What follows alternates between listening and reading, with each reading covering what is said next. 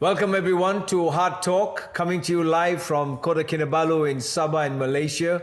If you've just joined in, we want to thank you for your company. This is lunchtime right here in Kota Kinabalu, and I hope whichever part of the world you're in for a treat today. HEARTtalk is about heart-to-heart conversations with the experts, professionals, and those who are marketplace leaders who are talking about real-life issues concerning health, wealth, and spiritual living. It's about the transformed life. It's about the abundant life that we were all destined to live in this life. And so it is my joy and privilege that today we have another HEARTtalk guest speaker, and she's going to talk to us live all the way from Brisbane in Australia. Now let me do a point of introduction because Dr. Leila Davies has got 30 years of experience in mental health as a general practitioner and psychotherapist. She's based, as I said, in Brisbane.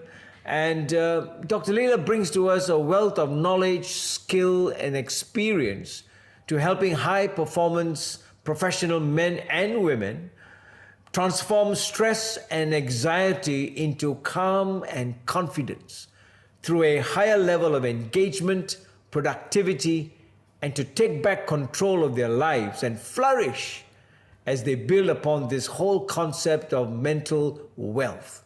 Now, this is something that to me is intriguing, it's enticing, it's so exciting that we talk and hear about so much about mental health today with the crisis of living, that we are missing out about mental wealth. So we have a really, really interesting conversation this afternoon.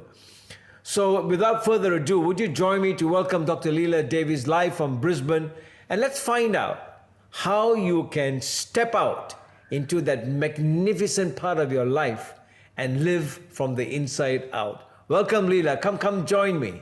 Hello, Charles. It's lovely to be here. Thank you. Thank you for coming on HEARTtalk. It's such a joy. It's such a privilege to have someone like you to join us today. And I want to thank you once again.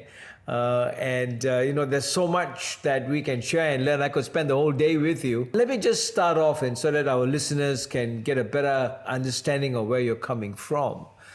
With so many years of experience, you know, in the field of mental health, now we're talking about mental wealth. You talk about and you write about this big giant leap that you did into what you're doing right now, from sitting there and dealing with patients to now dealing with clients, giving them back their life. And so talk to us about this new boutique that you've started and what's that done to you personally? Because I love that smile and that laugh. It's so refreshing and rejuvenating when you start something new. You must have been challenged to do it. So let's start from there. Yeah, look, it's been a wild ride, Charles. It's been a wild ride. And, you know, I've always heard that we teach best what we've had to learn ourselves.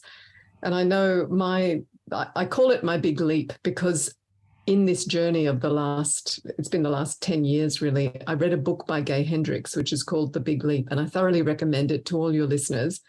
It's the kind of book that you need to read every couple of years because you get more and more out of it as you read it. And in the book, he talks about how our zone of excellence can stop us from moving into our zone of genius, that we can get really, really good at something. And because we're really, really good at it and we're rewarded for it and we've worked hard for it, we can get stuck there. And the only way that we're going to really find our zone of genius is to reconnect with our own internal voice that lets us know with our own integrity, if we want to use the words that Martha Beck uses, of asking the question, is this what really lights me up? Is this what I want to do with my one wild and precious life? Is this where I'm doing my best work? And I guess that's what I started asking myself. And that combined with really just having got to the very end of my tolerance for doing general practice, I was no longer lit up by it. I was no longer feeling a sparkle for it, no longer wanting to go to work. In fact, I really did not want to go to work. Like, that's a clue, right? That's such a clue when you just, absolutely. Wild horses can't drag me there. And about 15 years ago, I realized that I needed more skills to really help the people in general practice who were experiencing mental health issues. So I went and did a master's in psychotherapy, which was fantastic for me. It was a huge piece of healing for me, but it also equipped me with these new skills. And I had started a sort of small psychotherapy practice. And so I knew where I wanted to go, what direction I wanted to head in. I wanted to be able to be with people in a more meaningful way. You know, the 10-minute GP consultations, I was just completely over it. I wanted a more human connection with my clients, and I knew that I could help people. And there are a lot of people out there doing this, counselors and therapists and many, many different forms of psychotherapy that can be so helpful when we sit and spend time with one another and really follow the breadcrumb trail back to, well, what is happening in here? What is the yearning that's arising in your heart for the life that you want to live? Oh, that's powerful because, I feel that right now myself, having 40 years of working life, just living from the knife, just cutting and then you realize that the people that you're dealing with in plastic surgery are also human beings. And but at the same time, your own life has been missed out because I can relate to what you're feeling. That transition, but when the kind of like cliche thing that's happening right now, Leila, is that it's all about getting back on track. There's so much that people are doing now. Is like as if we've all been derailed somewhere along the line. There's not a person out there, who's kind of like I've met personally who says, I love what I'm doing. There's always that disengagement, even in the marketplace. They're doing it for their living, they're doing it for the earning, but they're not doing it for themselves.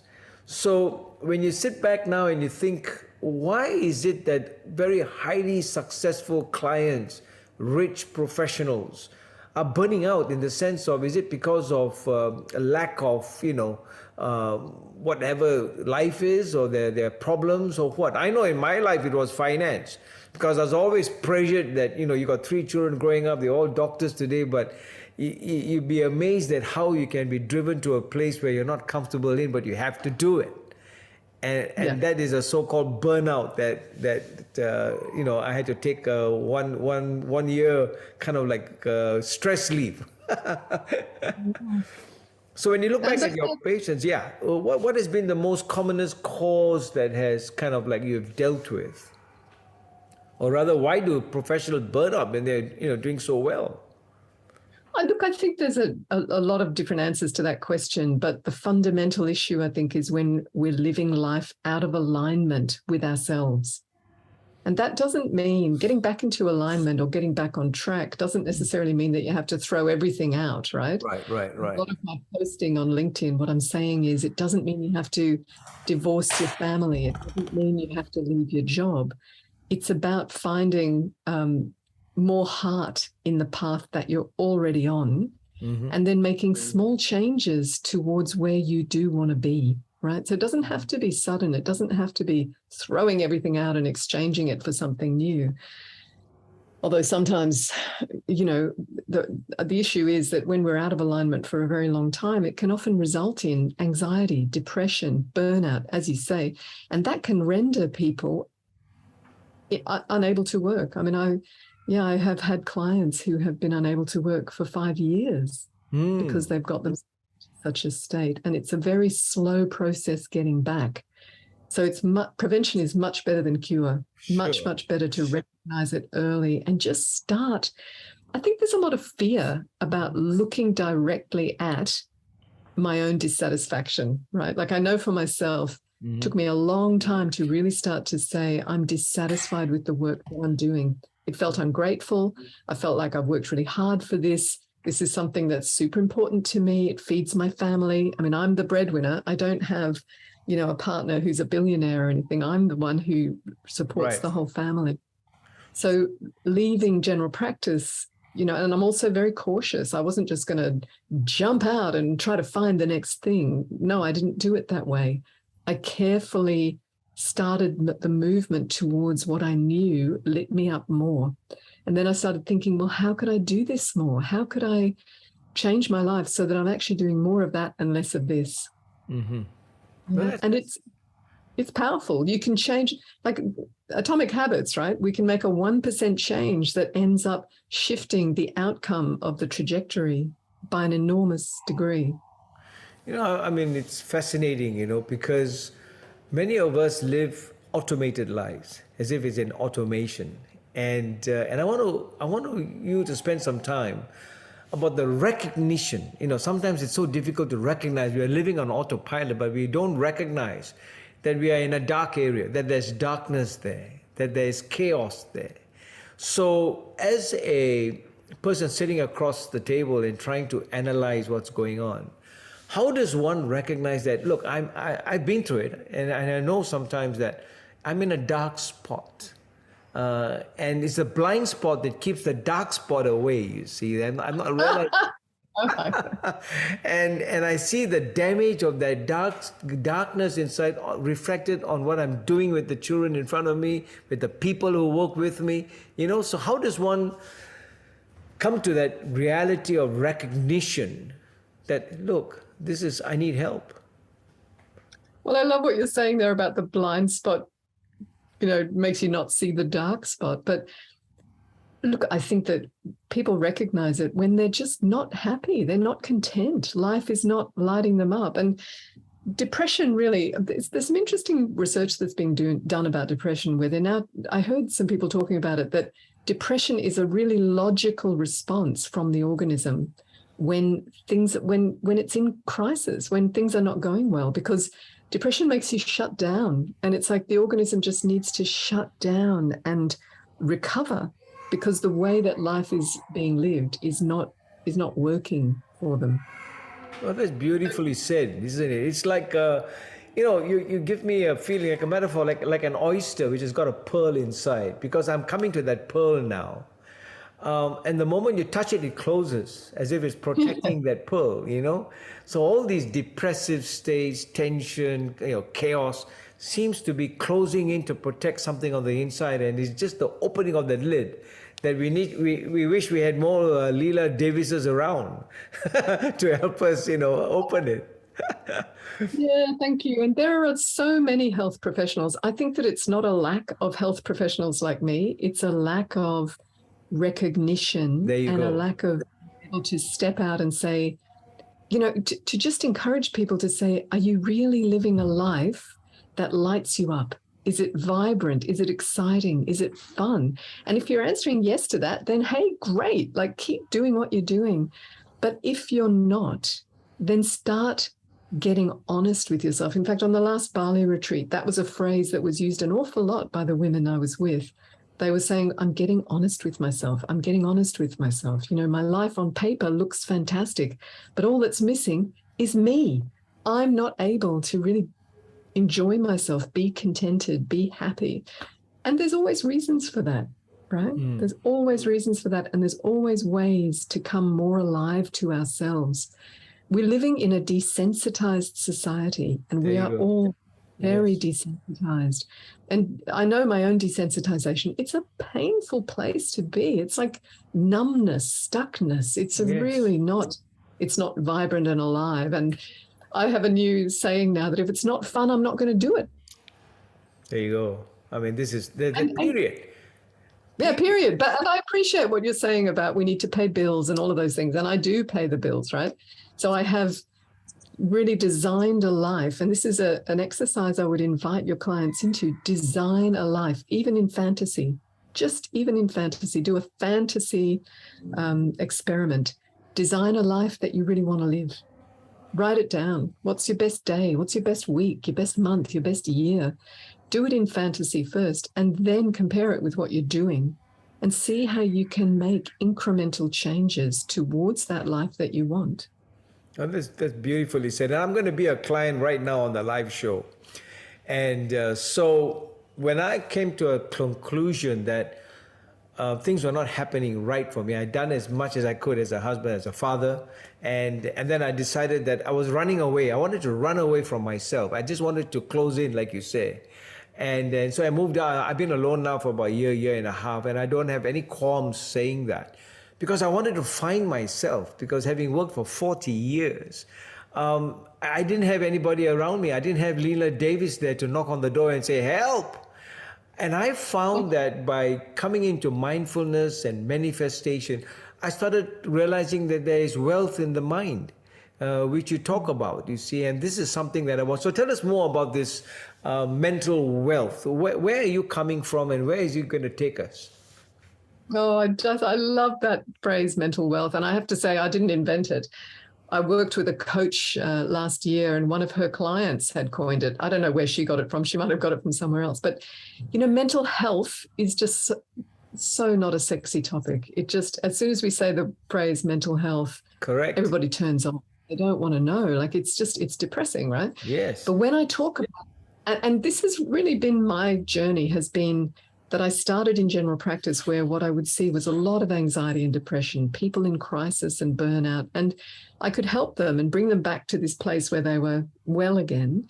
But I realized that actually you can go so much further than well. You can go into this place where you're really great, right? It's what, we would call the zone of genius. Like, you can move out of crisis back to normal and then into something even better where you start living really purposefully. So life on purpose.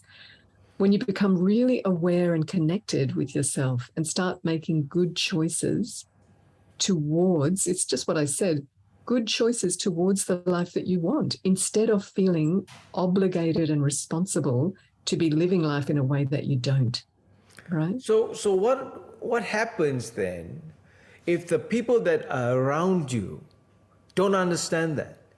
And the moment you start doing that, that's why we have got people who have separated, they are divorces, they are single parents all walking around, because suddenly there is this new activism that I talk about, which is about this new thing about getting on track. And then you find that there are two people who are just not aligned and they don't have that, which I'm going to come to later and talk about flow and all that. How does one fit into that situation? I found myself, I know there's a better life for me, whatever is left behind. But I want everybody else to understand that. So how do you nurture that? How do you cope with that?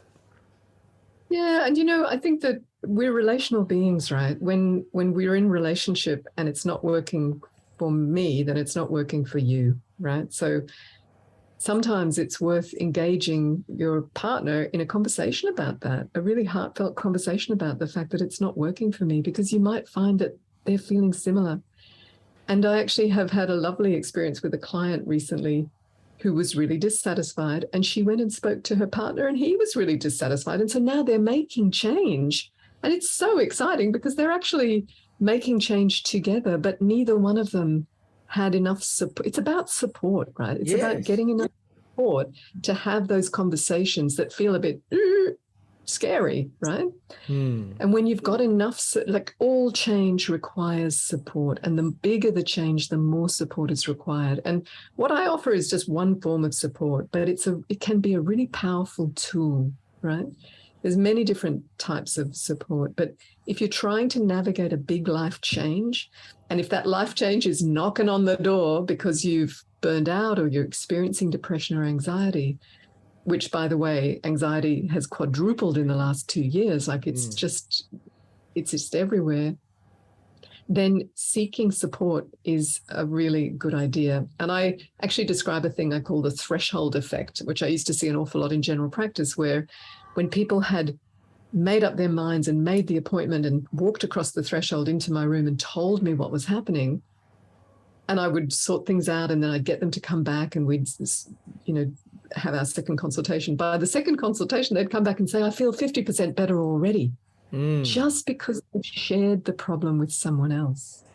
Well, this is powerful, because I had an interview, or rather just a conversation with a lady in Singapore, and she came up with this whole project called The Unheard, that there are so many that are out there who just want to be heard.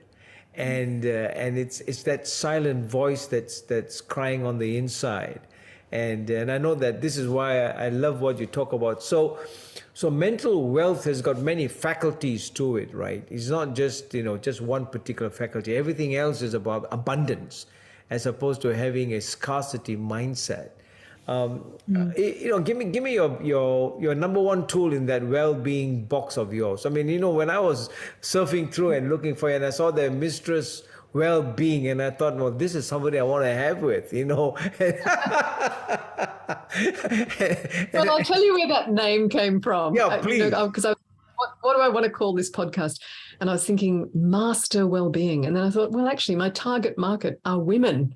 So Right. why am I talking about mastering? Let's mistress well-being. Yeah. And of course, it has a few kind of connotations that I don't like. But it's about mistressing your own well-being, being able to. And there's so many tools, Charles. There's so many tools. There's certainly a lot that you can do on your own. And I like to talk about pulling weeds and planting flowers. I love this idea of pulling weeds and planting flowers, that if a thought is not helping you, if a thought is actually making you feel terrible, it's time to really start questioning that thought. And if you can, pull it out and replace it with another thought that makes you feel better. Like, this is on a very simplistic I know, level. I can imagine. Right. Very simplistic, but also can be extremely powerful. Right. I mean, I can feel it already, because half the time the whole field is full of thorns and things that you don't want in it, and Yeah, it takes exactly. a lifetime. By the time you start pulling out everything, you find it's all bare, and you got to start from square one. But the journey in life sometimes can be very lonely, and how we wish that we had partners in life who are walking that same path. And I tell you where I'm getting to. When women come and see me as a plastic surgeon, right, I can give them a whole potpourri of what I think was good for them to feel rejuvenated and all that.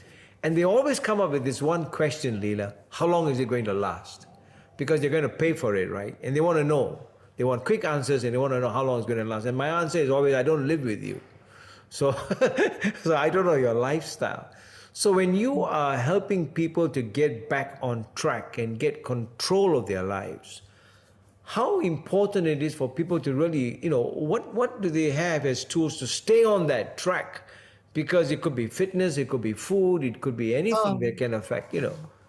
Yeah, look, and that's an important question, because I mean, the work that we do in therapy it's beautiful transformational work where you can really feel heard and seen, and you can make contact with what's going on and start to build awareness and make choice. And that's a really separate thing from the things I'm going to talk about that are tools, right, that you can use yourself.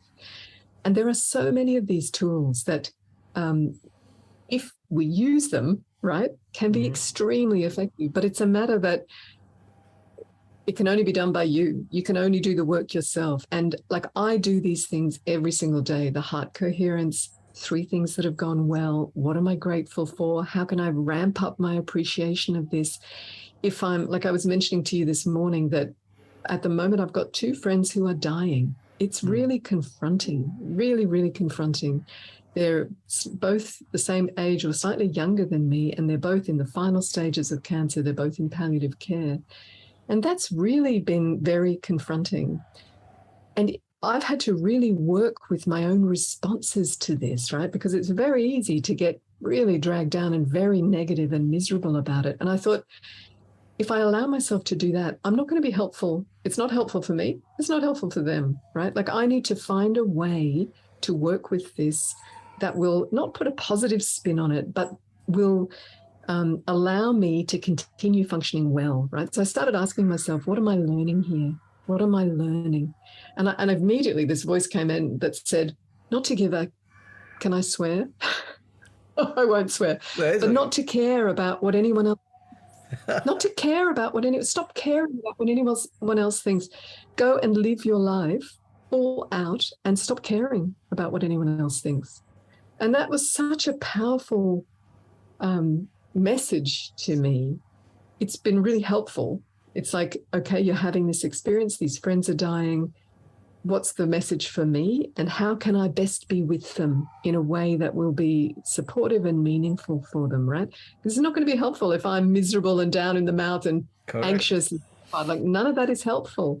But to be able to make a cake and buy some flowers and go around there and spend an hour and a half chatting with the person who's dying, I mean, I actually find that quite confronting. And I had to really marshal all of my internal positive talk to do it, right?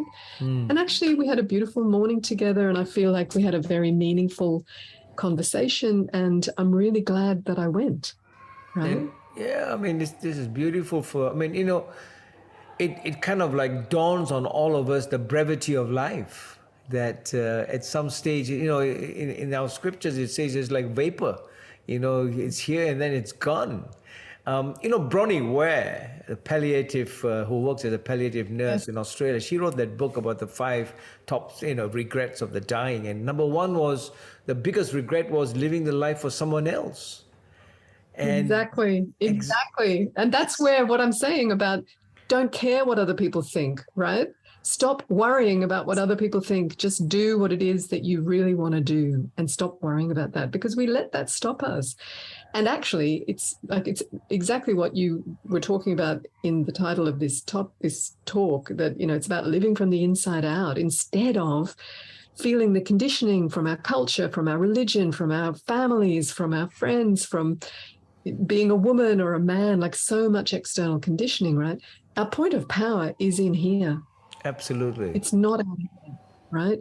And so it's really, and this is why being desensitized is actually bad for our mental health, really bad for our mental health, because the more connected we are to our heart, the more alive we become. And this is why the heart coherence is my favorite tool, my very favorite tool. All my clients immediately, their homework is to do the heart coherence. Okay, so I'm going to take us there because, you know, I made this statement, Leila, that we are the product of our choices, not the byproduct of our responses. And I want to take you to that powerful phrase that we were talking about, the quote by the attributed to Viktor Frankl, who said this, that between a stimulus and a response, which is the byproduct, is a space. And you always talk about that space as a very precious space. And in that space lies the power for us to choose, which is the product of who we become. And that response can either give growth or it can give freedom. Now, I thought that was a beautiful place to go, because when you talk about this whole concept of heart coherence, it's a practice, as you say, about emotional knowing. I love that. When I heard you speaking about how you can own your emotional knowing, it's about knowing your inner self, isn't it? Who you are as a person. And not what is reflected in a bio data that you get from LinkedIn or any post. That's a digital reputation of who the person is, as opposed to... And can I say it's a constant struggle, right? It's a constant struggle. And you know, and I keep on editing it sometimes because it's kind of like, you know, it doesn't speak well or what I'm trying to get across. But I love that part. So take us to this place of the heart coherence, because I think that's a brilliant thing that I've learned it from you, and I've read it from you. So talk to us more about this heart coherence. Well, why don't we just do it? Yeah, do it. Why don't we just do it? It only takes 2 minutes. Okay. And if people are listening and they're not driving heavy machinery or driving full stop, they can do it with us, right? Because it's so simple. And that's what I love about it. Yeah, what does it imply? What is it about, heart coherence? Well, it's about getting the heart and the mind into a coherent state. So first of all, accessing the heart, slowing the heart rate, decreasing the sympathetic nervous system innervation of the heart, and then activating the mind in a high frequency emotion so that the mind and the heart become, you'll feel it. You will experience it more than I can express it, right? But it's a really powerful state when the heart and the mind are both moving towards a positive emotion. Yeah, the heart is quiet, the mind is open and excited and alive. And just like any muscle, we just need to build that muscle, right? So this is why I say to my clients, do the heart coherence morning and evening, as soon as you wake up and as you're going to sleep. And so, like, it's so beautiful to watch the effects of that, right? I mean, I still do it. I've been doing it for years. I do it without even realizing I'm doing it now. Yeah, probably most of us think we're doing it without knowing we're doing it. Okay, let's do that. And then I'll take you further. Do it. Okay. Yeah, let's What just do I do? it. So you can close your eyes. Close my eyes. Okay. And place your hand on your physical heart. So in the middle of your chest or slightly to the left. Left or right hand? It doesn't matter, whichever hand feels good. Okay. And take a deep breath and bring your attention to your heart. And if it's difficult to bring your attention to your heart because the mind is busy, imagine that there's a fireman's pole and that you're going to slide down this fireman's pole into your heart space. Follow the breath into your heart and see if you can notice any physical sensations in your chest. You might notice expansion, contraction. You might notice hot or cold. You might notice heavy or light. Just stay with the beating of your heart. And now we're going to slow our breathing. And I'll count us together so we can breathe together. So wherever you are in your breath cycle, breathing out, out, all the way out, and breathing in for 4, 3, 2, 1, and out. 4, 3, 2, 1. In, 4, 3, 2, 1, out. 4, 3, 2, 1. And continue that breath. Keep your mind focused on the heart space. And now I want to invite you to think of something in your life that you really appreciate, that you love. It might be a person, it might be your job, it might be your house. Stay with the very first thing and allow yourself to feel that sense of love or appreciation or joy. Really bring it to mind. Allow it to get bigger and bigger.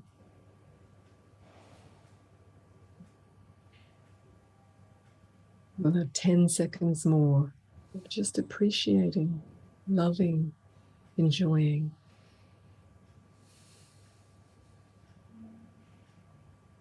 Now relax your hand, let it drop back into your lap. And when you're ready, you can blink your eyes open, bring some movement into your body. Just have a little stretch. And notice what has shifted. Notice if there's any physical sensation in your chest. Feel warm. Feel warm, lovely. Yeah, beautiful. It's very powerful and quick and has the most amazing effect, right? This is just If beautiful. we do that regularly. Yeah, doing that regularly is so much better than staying in. Like normally, my mind always wants to go to anxiety, always wants to worry about something. So it's really good to train it to do something else. So this is phenomenal. You know why? Because nobody talks about the heart as another mind. You know what I mean? The heart mind. Mm-hmm. And you talk about it when you talk about heart coherence. It happens before the mind starts to think, right? Yeah, the Heart Math Institute have done some very interesting research that we've talked about a little bit, where they've actually wired people up so that they're detecting the heart's response and they're detecting the brainwave response. And then they flash images onto a computer screen. And I haven't read the details of their research, but what they're saying is that 7 or 8 seconds before the image is actually shown on the screen, the heart is already responding to it. Powerful. Which is remarkable, right? It is. Really it is remarkable. Because it puts the whole spin of a professional thinking mind. When they talk about, as I mentioned earlier, about metacognition, right, which says thinking about what you're thinking. In other words, your response will become calculated because it will reflect on the choice that you have actually chosen, so to speak. And I think that is really a way of staying on the productive side of making the right choices. And living the right life, because your heart is thinking before your mind is going to put it into motion. And I think that your heart is perceiving. I want to talk about perception, really, right? Because the heart is perceiving something. Like we're much more complex than we realize, and our brains, particularly if you've got a strong brain, the brain takes over, right? It's thinking. Right. But actually, we're perceiving in so many different ways. We're perceiving energetically. the heart is perceiving, the gut is perceiving, right? Like my gut's always telling me stuff and I'm like, whoa, what's going on down there? But there's a gut brain, there's a heart brain, and there's a head brain, right? And they act in really different ways. Like this little 40,000 neurons that are in the heart, they're perceiving. We don't even know how they're perceiving, what they're perceiving, but it's very interesting that they're able to perceive like a violent image and respond to that 8 seconds before the brain has actually seen it. I mean, this is, I hope that, because if you can align your heart brain and your mind brain and put it in alignment, I guess that's where flow starts, right? Yeah. Well, how did it feel just now when you did the heart coherence? I don't want to stop. Yeah, exactly. To me, that feels like flow. And there's another, you can continue with the heart coherence and just do a rampage. Like I can't remember what I was doing the other day, but sometimes I just will sit and go, I just feel so, so grateful for my friends. I'm so grateful. I'm so surrounded by love. Oh, these warm-hearted, beautiful friends. And just to allow myself to think those thoughts, it has an effect on my whole being, right? Wow. And it's a completely different effect from I've got no friends, nobody loves me, right? Which is also really easy. Like I know that one too, okay? I don't want you to think I'm some sort of Pollyanna whose life is just perfect. It's not. I have just as many difficulties and issues as everyone else. But I've learned this tool about how to stop my mind going crazy, first of all, like thoughts create things, and how to harness up my mind so that it changes my whole state. Because the thoughts that we think cause the feelings, and then the feelings cause the behavior, and then the behavior causes the outcome, and then we have more beliefs, right, about how, I told you everything would go. Absolutely. Right? How often do we hear that? So it's about just shifting the thoughts. And it's about shifting patterns of life, isn't it? I mean, you just have to take a new pattern and a new tapestry and start weaving the new face that you want to be. Listen, where have you been hiding all these years? Because you're a kind of mistress, well-being. Any man will want to have that because you bring calmness. I'm talking about well-being, well-being mistress in the sense of calmness, of confidence. Just hearing you, I feel like I could go on the whole day. But this is so enlightening, it's so reassuring. Well, and I want the message to be like, I'd really like people to hear this message. There are lots of people like me out there. And if you're experiencing, discomfort in life, mental, emotional discomfort, seek somebody out. Go and talk to somebody. It's never been easier. Never been easier. Zoom makes it so easy, right? Absolutely. And it can make such a difference. Like for me, when I started my master's in psychotherapy, it was a 4-year experiential master's. We were doing group therapy and individual therapy. And it was like, for me, it was as if a door opened onto a beautiful garden that I didn't know was there. I felt so liberated, so free, so in touch with my own sense of power. It was a really exciting time, and I would wish that for everybody. Okay, so on that note, Leila, listen, we're all coming to Brisbane to see you, and and you're such a voice of inspiration and help, and it's all about positive living. I didn't realize so many aspects of life. In fact, I've learned so much. All my guests have been so therapeutic to me itself. And great. That's great. That's the gift you're getting for giving so much yourself, isn't it, Charles? And so with you. And so I love you for what you've done for us today. Thank you so much. And we'll have you again for sure. And when you're having your retreat, let us all know so I can put it up on our post box. And, I will. And I would direct all of your listeners to on my website, there's a meditation library. So I've recorded lots of different meditations, including the heart coherence. If you want to listen to them and learn how to do them, you can do that. But you will learn how to do the heart coherence so quickly like that. So you can do it on your own. But it's good to just have a way to start. So tell us the website so that they will know. So it's... Oh, yeah, sorry. It's leiladavis.com.au. There you go, leiladavis.com. Yep. So on that note, Leila, listen, thank you once again for joining us at this lunchtime Heart Talk. It's been really a heart-to-heart conversation. I know all our hearts are vibrating now. dying for that exciting new life. There's a magnificence that many of us have not tasted yet. Yes, And exactly. and certainly we're going to be mindful of our breathing and the heart coherence. And there's so many faculties that you have opened up this afternoon, and we want to thank you for that. Thank you for your life. Thanks for having me. And thank you for all the lives that you have blessed. And on that note, we just want to say thank you. And so, as I close, thank you very much for joining us on Heart Talk today. We've been with a wonderful guest, Dr. Leila Davies. And again, you can get Dr. Leila on LinkedIn and also on our website. I would suggest that you just follow her very closely, because she's got this podcast called Mistress WellBeing. And I can tell you one thing, in that toolbox, it's about fairyland. It's about the real land. It's not about something that is, all up there in the sky. It's available and you can live it. And that's the main reason why we are together today. So once again, from all of us, from Mary, our producer, and from Heidi, our coordinator, thank you for joining us on Heart Talk, and see you all, and we'll talk soon. Bye for now.